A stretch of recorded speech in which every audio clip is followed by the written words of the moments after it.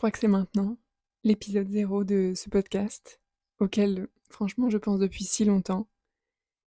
Je sais pas du tout ce qu'il faut dire forcément dans les premières secondes, dans les premières minutes d'un format comme ça. Peut-être même que j'aurais peut-être dû, préparer un script un peu plus pro, et cetera. Je pense que je vais surtout plutôt laisser le flow se faire, laisser les choses, couler comme elles viennent et vous présenter un petit peu ce nouveau format, ce nouveau projet. J'espère que vous l'accueillerez avec, le plus grand des accueils. Voilà. On va commencer par les présentations. Je m'appelle Suzanne et d'aussi loin que je me souvienne, ma vie, elle a toujours été marquée par des problématiques de santé. À l'âge de 6 ans, on découvre que j'ai une scoliose. Ensuite, il y a, un process assez long finalement entre un corset de nuit, un corset de jour, du kiné, un plâtre aussi à l'hôpital et je reviendrai avec vous tout au long de ce podcast aussi, sur les différentes étapes et ensuite on arrive finalement à une opération de la colonne vertébrale, une chirurgie et ce choix-là aussi on en reparlera. À l'époque, je me suis sentie très seule, face à mes peurs, face à mes doutes, aussi face à toutes ces questions que j'avais et qui étaient sans réponse. Et finalement, c'est cette expérience-là qui m'a donné envie de créer ce podcast pour que plus aucune famille ne vive cette épreuve avec autant de solitude, pour que chacun puisse aussi trouver du soutien, des ressources, des outils concrets pour traverser cette période-là. J'ai eu tout un parcours d'études et je dirais même presque un début de carrière. Et aujourd'hui, je suis devenue coach en épreuve de santé, mais aussi patiente experte et la créatrice d'un accompagnement que j'ai appelé Éléments. Je profite un petit peu de cet épisode 0 finalement pour vous raconter mon histoire, pour revenir en profondeur peut-être sur des endroits de ma vie qui expliquent pourquoi j'ai créé tout ça. Si je suis ici, c'est parce que, adolescente, j'ai vécu une opération du dos.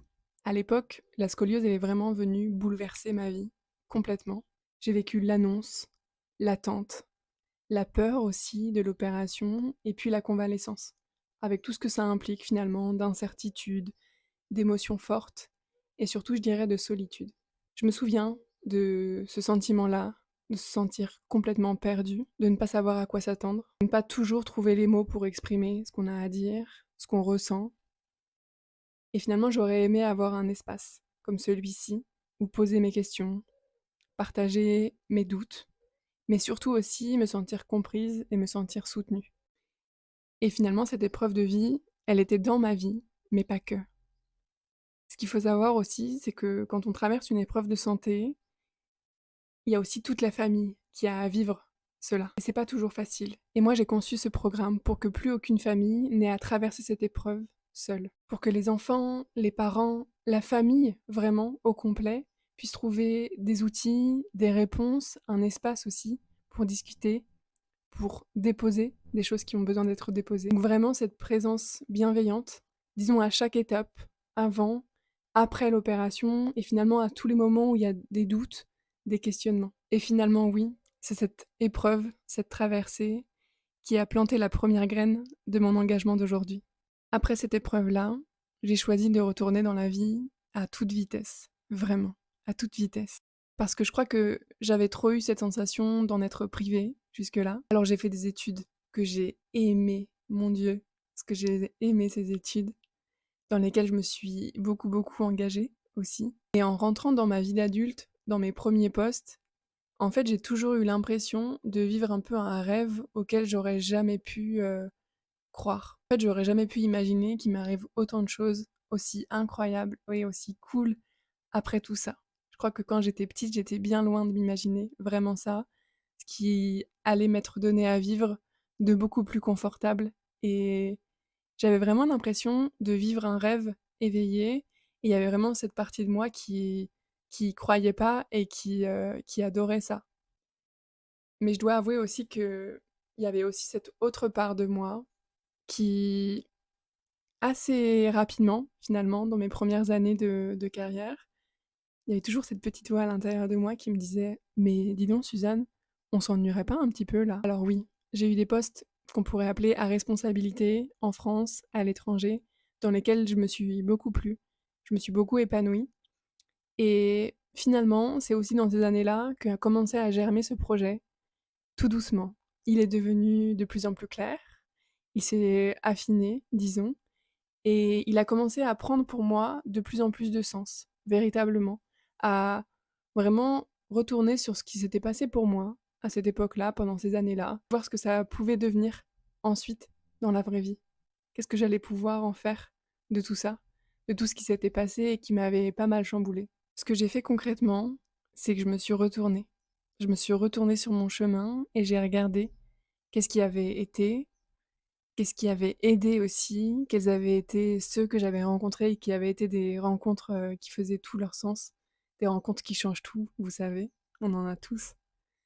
Et j'ai regardé tout ça. Je me suis vraiment penchée sur tout ce qui avait été et j'ai comme mis dans une grande boîte à outils tout ce qui m'avait soutenue, tout ce qui m'avait permis d'avancer aussi. Et aujourd'hui, c'est cette boîte à outils-là que je propose à ceux qui en ont besoin dans le moment présent. J'ai voulu rassembler toutes ces connaissances, tous ces outils, toute cette expérience aussi, pour la mettre au service dans un accompagnement qui reste humain, concret et surtout inspirant. Mon approche, elle est résolument holistique, parce que je crois du plus profond de mon cœur qu'on ne peut pas dissocier le corps, l'esprit, les émotions, l'environnement familial aussi, tout le grand contexte qui se passe autour d'une épreuve de santé, comme peut l'être la scoliose et comme le sont d'autres aussi.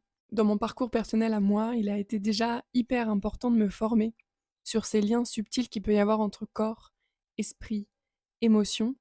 Il faut savoir que je me suis d'abord formée pour moi, je dois l'avouer. C'était très égoïste au départ de tout ça, de tous ces outils que je suis allée chercher.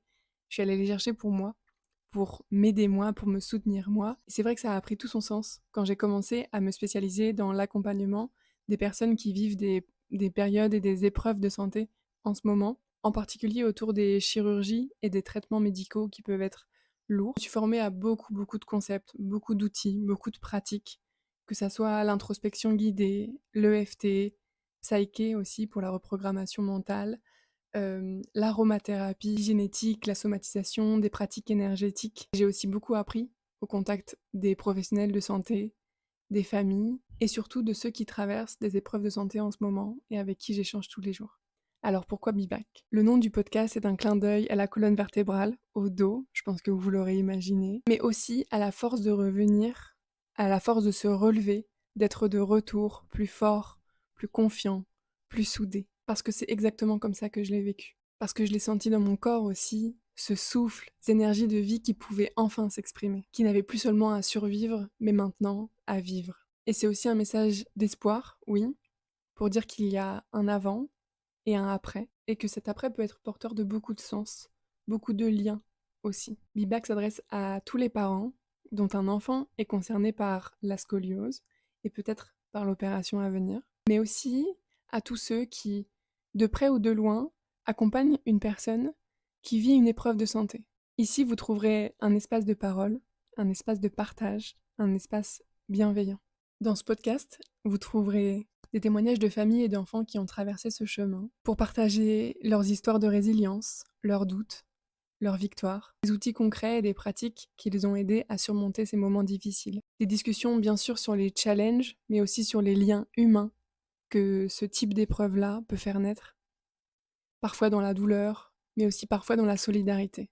Et des interviews croisées de professionnels de santé, des chirurgiens, des kinésithérapeutes, des infirmières, des ostéopathes, pour multiplier les regards et pour comprendre ce que chacun vit de l'intérieur comme de l'extérieur. Mon intention profonde, c'est de vous transmettre ce que j'aurais aimé savoir à votre place, de vous donner des repères, de la confiance, et surtout des outils pour traverser cette période avec plus de sérénité. Mon approche est holistique, globale. Ici, on parle de corps, on parle d'esprit, on parle d'énergie, on parle de la famille aussi, parce que tout ça, c'est lié. Et parce que même si on n'est jamais vraiment prêt à vivre une épreuve comme celle-ci, on peut choisir de ne pas la traverser seul. Merci d'avoir écouté Be Back. Si ce podcast vous a aidé ou touché, pensez à laisser une note ou un avis sur votre plateforme d'écoute préférée. Ça aide énormément à le faire connaître à d'autres qui traversent une épreuve de santé et pourraient en avoir besoin. Si vous souhaitez aller plus loin et bénéficier d'un accompagnement personnalisé avant et après une opération ou un traitement médical, découvrez le programme Éléments, l'aide sur mesure dont vous avez besoin pour traverser cette période avec plus de sérénité et de confiance. Pour en savoir plus ou réserver un appel, contactez-moi via le lien en description de l'épisode ou directement sur Instagram. Vous n'êtes pas seul, je suis là pour vous accompagner à chaque étape. À très bientôt dans Be Back.